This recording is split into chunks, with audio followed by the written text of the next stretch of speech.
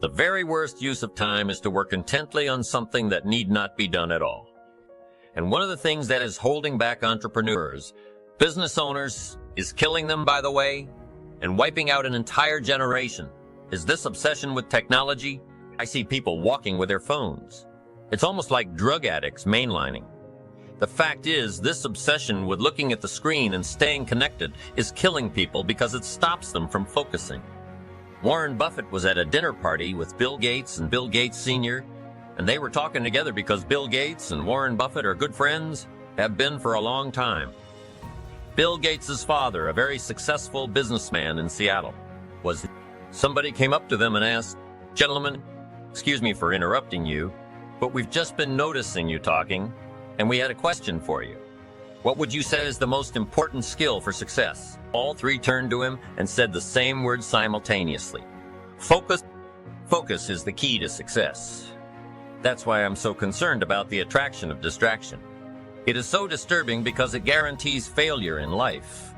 You actually become addicted to distraction and you can't stop it. And if you are addicted to distraction, you can't focus. And if you can't focus, you haven't got a chance against someone who can. So distraction, technological distraction today, it's destroying your hopes for your future. It's keeping you busy. At the end of the day, you've accomplished nothing, and you're exhausted. Have you really thought about how much time you spend during the day distracted? The answer is about 80%. The rest of the time, by the end of the day, you're too tired to do anything worthwhile, to do the really important things that have big potential consequences. According to a recent report, at the end of a typical day today, the first average person's IQ has decreased by 10 points. That means throughout a distracting day, you get stupider all day long, and by the end of the day, you're just plain. It stimulates your mind so much that what happens, every stimulus triggers dopamine. And dopamine has the same effect as cocaine on your brain. It's a stimulus you cannot ignore. Many people get up in the middle of the night to check if there's any email, any spam, and then they go back to bed. Are you in business? What's the purpose of your business? Well, if that's what your business is about, do you spend all of your time making sales? You know, the average business owner today spends only 11% of their time in marketing and sales. All the rest is distraction, and they don't even realize it until somebody follows them around with a camera and a stopwatch. So, I'll give you a very simple way to double your income. Here it is.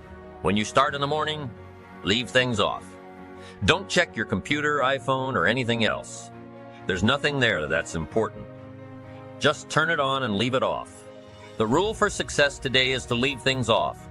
If the reason you're in business is to generate sales and revenues, then for the first 90 minutes of each day, focus solely on revenue generation and value creation activities.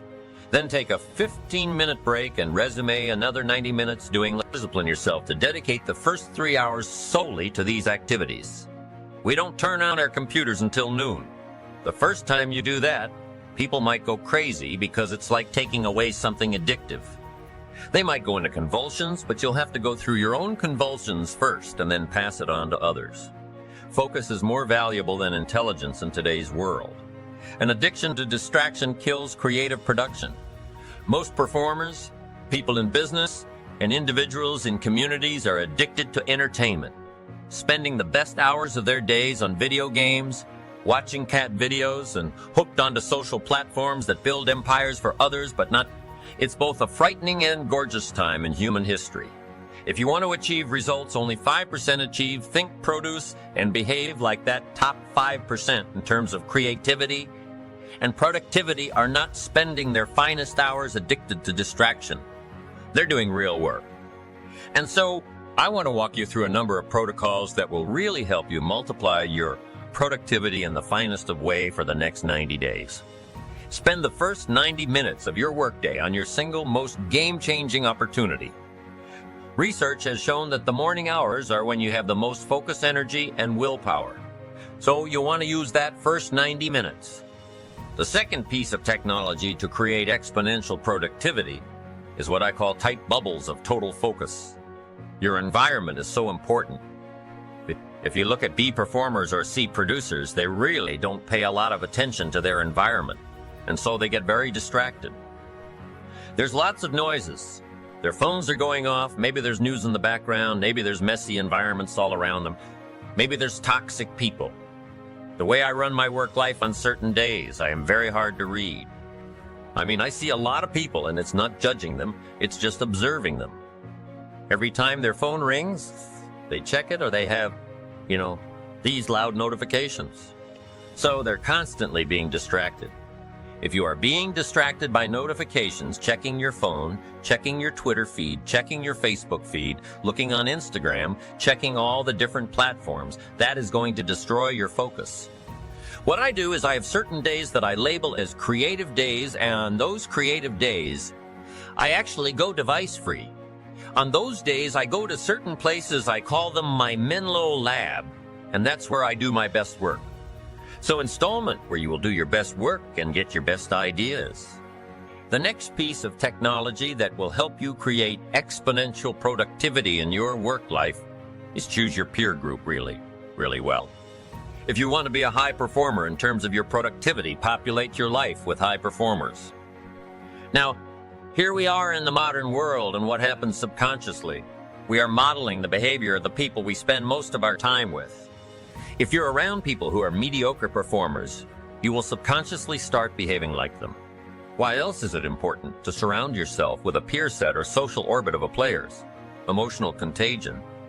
You are around a social circle of people who are inspired, people who want to do great work, people who want to be ultra-productive, people who want to be innovative, people who are relentlessly optimizing their work, their thinking, their creativity. Just being around them will allow you to adopt their energy and their ways of being. And then the final technology for you to create exponential productivity is what I call learn minimalism. Now, I've worked with a lot of the most creative and productive people on the planet. If you look at the greatest empire builders economically, Musk, Steve Jobs, great example. He lived in a pretty simple house even when he was a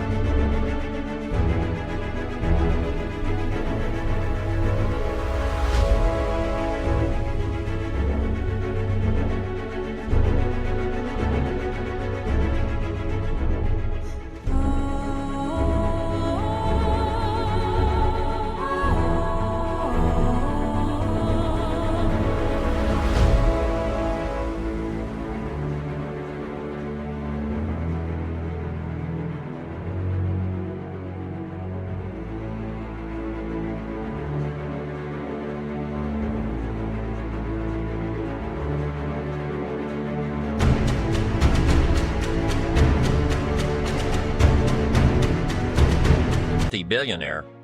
My favorite things in life, books and sushi. If you look at a great artist, they didn't fill their work days and their personal lives with a lot of things. They filled them with a few things. And if you look at any great artist, any great entrepreneur, any great business builder, any great author, any great humanitarian, they were monomaniacally focused on one thing. They were minimalists. And so, what I want to leave you with is this. Maybe this year, rather than having 50 projects that you want to achieve at the highest level, maybe pick 3. This year, rather than trying to read 20 audiobooks, 50 ebooks, go to 5 courses. I'm encouraging you to really adopt this thinking protocol of becoming a minimalist. Even your home, fill it with just a few things, right? Even your work life. Just a few projects, even your clients. Just the highest leverage clients. You've got to identify your target. Let nothing stand in your way. If you don't keep your mind on what you're doing, if you don't keep focused on the task at hand, it could slip right on by you. Whatever you're supposed to be doing for the moment, do it. You can't be thinking of everything you have to do at one time, all the time. You have to concentrate on just one thing at a time, one project, one job. If you don't, you won't accomplish anything.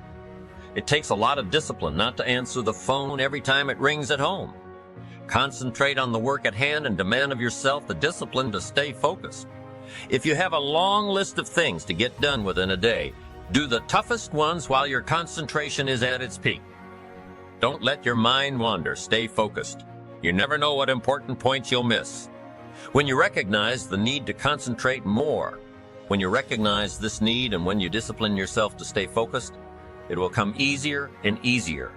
Focused concentration can be learned. Focused concentration can become a habit if you work on it a little every day. Discipline yourself to be where you are. Work at work and play at play. Wherever you are, be there, concentrate. We talked about this in time management, but the key to building your ambition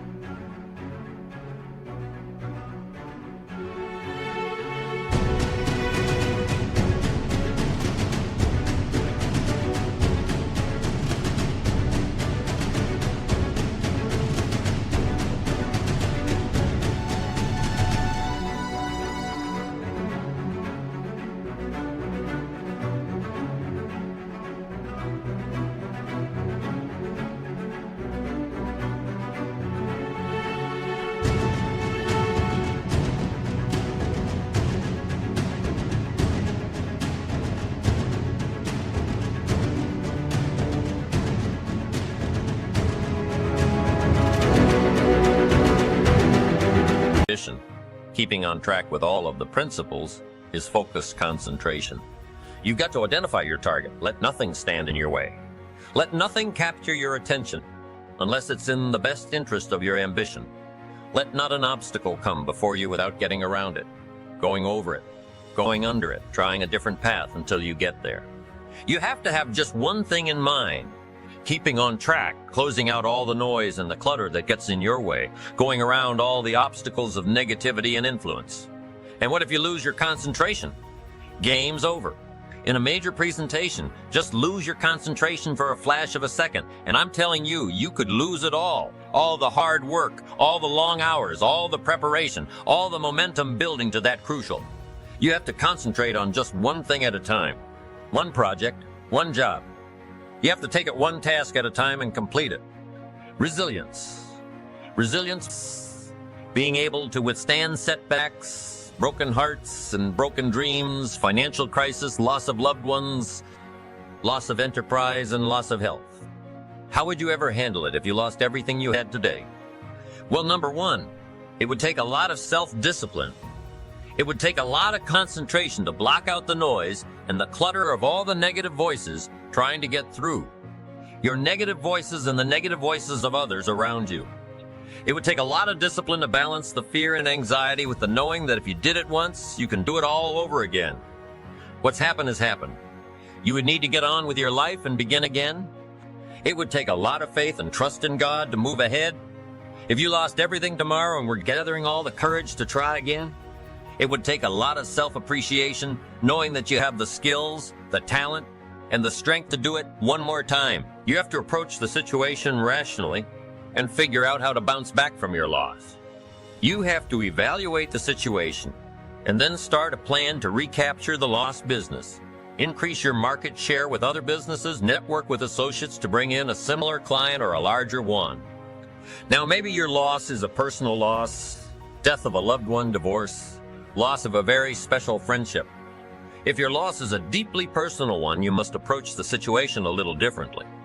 Cultivating a resilient character turns what others would call failure into success.